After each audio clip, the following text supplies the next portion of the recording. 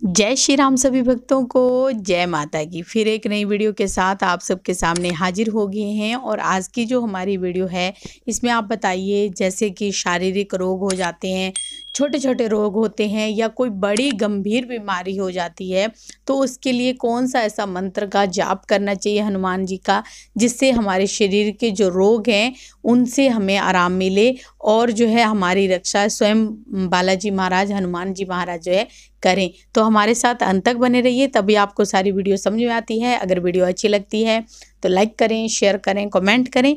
और अगर आप हमारे चैनल पे पहली बार ही देख रहे हैं तो चैनल को भी जरूर सब्सक्राइब करें, साथ में बेल आइकन है उसको प्रेस करें, ताकि आने वाली हर एक वीडियो की नोटिफिकेशन सबसे पहले ही आपके फ़ोन में पहुँच जाए। चलिए शुरू करते हैं आज की वीडियो। जय श्री राम जी। जय श्री राम, जय श्री बालाजी महाराज, जय गुरुदेव, जय मेरी जगत जननी माँ भवानी अम्बिके की कृपा आपके परिवार पर हमेशा बनी रहे। जय माता की। शरीर के अंदर बीमारी उत्पन्न होती है तो शरीर में चिंता भी उत्पन्न हो जाती है माइंड के अंदर कि ये बीमारी किस प्रकार से लग गई, कैसे लग गई। और हमारा शरीर, कहते हैं कि बड़े बड़े जो ऋषि मुनि हैं या बड़े बुजुर्ग हैं उनके मुँह से हमने ये बात सुनी है कि पहला सुख निरोगी काया। जब काया निरोगी होगी, शरीर के अंदर किसी भी प्रकार का रोग नहीं होगा, तो उसके पास फिर होगी माया। क्योंकि जब पहला सुख ही हम उसको लेकर नहीं चलते, आज उस सुख को प्राप्त करने के लिए थोड़ा सा ध्यान भक्ति की तरफ देना चाहिए। कहते हैं कि भक्ति के अंदर अपार शक्ति छुपी हुई होती है। उस शक्ति को प्राप्त करने के लिए बहुत ज़्यादा यत्न भी करना पड़ता है कई बारी। क्योंकि देखो, जब हमारे पास जवानी होती है तब हम प्रभु का नाम का सिमरन कम करते हैं, लेकिन जैसे जैसे हमारी ढलती उम्र हमारी नज़दीक आ जाती है, हमें अब चिंता होने लग जाती है, भगवान के प्रति ध्यान पूजा करने लग जाते हैं, हमारा दिल जो है डर के भाव में कंट्रोल होने लग जाता है। क्योंकि जब आप सोचो कि कोई बदमाश लगा लो, जब वो लड़ाई करता है, लेकिन जब उसकी गृहस्थी होता है, उसका बच्चे हो जाते हैं आगे, लेकिन वो धीरे धीरे उस चीज़ से पीछे हटने लग जाता है। तो उसी प्रकार से क्या होता है कि जब हम मान लो ढलती कला में जाते हैं शरीर की, उस समय हमारा भक्ति की तरफ ध्यान होता है। यही सबसे बड़ी कमी है। अगर आपने क्या है, कहते हैं कि दुख में सिमरन सब करे, सुख में करे ना कोई, जे सुख में सिमरन करे तो दुख कहे को होए।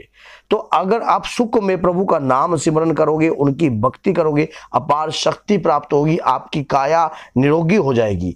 हनुमान चालीसा में स्पष्ट लिखा हुआ है कि पहल नासे रोग हरे सब पीरा, जपत निरंतर हनुमत बीरा। फिर आप देखिए, संकट ते हनुमान छुड़ावे, मन और कर्म और वचन से, जो हनुमान जी का होता है, संकट ते हनुमान छुड़ावे, मन कर्म वचन ध्यान जो लावे। मान लो हनुमान जी के प्रति जो आपका ध्यान होगा, क्योंकि हनुमान जी की जो काया है वो वज्र के समान है।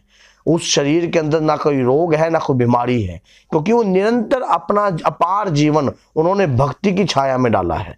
और उस भक्ति की छाया में प्राप्त करने के बाद उनके शरीर के अंदर कोई रोग नहीं रहता। आज मैं आपको एक ऐसा स्टिक टोटका बताऊंगा जो आपने हर पूर्णिमा पे करना है, महीने में एक बार। इससे आपको बहुत ज़्यादा कृपा प्राप्त होगी। लेकिन आपने लगातार 11 बार हनुमान चालीसा का पाठ तो नित्य करना है, और कम से कम ये लगा लो रोज की इसकी 11 माला इस मंत्र की डेली करनी है। लेकिन जिस दिन आप पूर्णिमा होती है उस दिन इससे आपको एक छोटा सा हवन करना है, जिससे इस मंत्र से, जिससे आपके ऊपर कृपा होगी। पहले आपने क्या करना है, हनुमान जी की प्रतिमा के सामने, उनके स्वरूप के सामने आपने ध्यान लगा के बैठना है। ध्यान किसी भी प्रकार का लगा सकते हो, कोई भी मंत्र का गुणगान कर सकते हो, किसी भी प्रकार का ध्यान आप मान लो अपने प्रभु, अपने इष्ट या शंकर भगवान को अगर आप मानते हो तो शंकर भगवान का भी ध्यान लगा सकते हो। लेकिन जो मंत्र का जाप है वो आप सच्चे मन से कीजिए। प्रभु श्री राम का ध्यान भी लगा सकते हो। तो आपने ध्यान लगाकर जब आपने प्रार्थना करनी है कि हे प्रभु, आज मेरे शरीर के अंदर इस प्रकार का रोग है और मैं इस रोग से मुक्त होना चाहता हूँ। हवन में कोई ज़्यादा बड़ी सामग्री नहीं है, बिल्कुल थोड़ी सी सामग्री है, छोटा सा ही हवन है। एक उपला लेना है जो कि वो रोगी व्यक्ति है अपने हाथों से उस उपले को लेपेगा। अब कोई या ग्लव्स पहन के लेपे या कैसे भी, बगैर करे कभी कोई जय जयकार नहीं होती, समझ गए? क्योंकि जय कभी हार नहीं होती और बगैर करे कभी जय जयकार नहीं होगी। अगर आप कुछ करोगे तभी आप इस रोग से मुक्त होगे।